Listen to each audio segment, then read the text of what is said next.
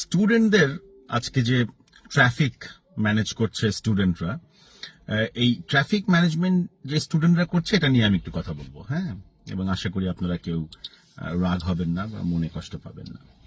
প্রথমত হচ্ছে যে আমাদের ঢাকা শহরে আমি নিজে ব্যক্তিগতভাবে অনেক ওয়ার্কশপ বা সেমিনারে অ্যাটেন্ড করেছি এবং টপিকগুলো ছিল সিভিক সেন্স। সিভিক সেন্স মানে হচ্ছে যে আপনি রাস্তার কোন জায়গাটাতে ময়লা ফেলবেন, রাস্তায় আপনি কোন জায়গা থেকে রাস্তা পারাপার করবেন, আপনি কখন ফুট ওভার ব্রিজ আপনি ব্যবহার করবেন, কোন লেনে আপনার রিক্সা চলবে, কোন লেনে আপনার ট্রাফিক বাঁচাবার জন্য আপনার অ্যাম্বুলেন্সের আলাদা রাস্তা বা বাইকগুলো আপনার কোন দিক দিয়ে চলবে,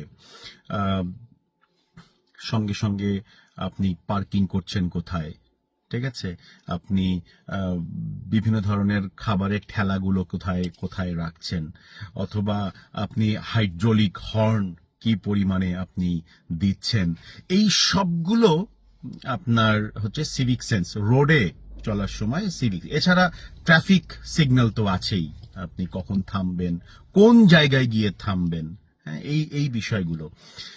এই বিষয়গুলো এত চমৎকার ভাবে স্টুডেন্টরা করছে। মানে আমি আজকে প্রায় 100 কিলো গাড়ি চালালাম এবং আজকে গতকাল এবং আজকে দুদিন মিলে প্রায় 100 কিলো গাড়ি চালিয়ে আমি দেখলাম যে আমি এমন এমন রোড ব্যবহার করেছি যেখানে মোটামুটি সব চলে, public bus, private car, CNG, autorickshaw, rickshaw, then bike, সব চলে, এমন রাস্তা দিয়ে আমি গিয়েছি।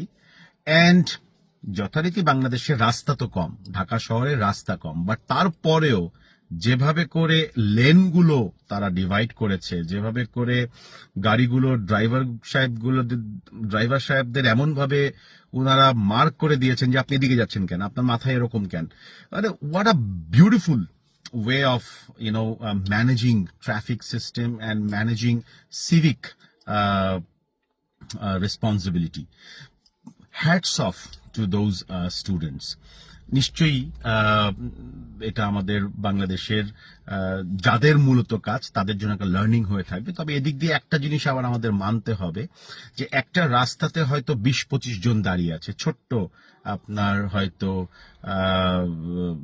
আমি কি বলবো 1 কিলোর ভেতরে হয়তো আপনার 100 ছেলে মেয়ে আপনার রাস্তার ট্রাফিক ক্লিয়ার করছে। সেই ক্ষেত্রে হয়তো আমাদের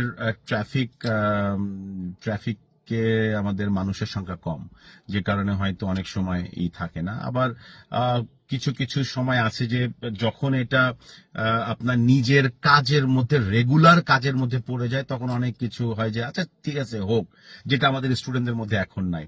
তো ভালো মন্দ মিলিয়ে একটা চমৎকার লার্নিং কিন্তু সবার জন্য হলো।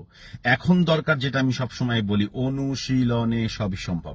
এটাকে যদি আমরা অনুশীলন করতে পারি এবং এটাকে যদি অনুশীলনের মধ্যে রাখতে পারি, তাহলে দেখা যাবে কি আমাদের এমন চমৎকার একটা সিভিক সেন্স তৈরি হবে, যেটা আসলে নতুন করে আমাদের বাংলাদেশে আবার ইন্ট্রোডিউস করে দিল আমাদের জেন জেড বা জেনারেশন জেড। হ্যাঁ, সো লেটস প্র্যাকটিস, বিকজ আমি বিশ্বাস করি প্র্যাকটিস মেক্স এভরিথিং পারফেক্ট। অনুশীলনে সবই সম্ভব।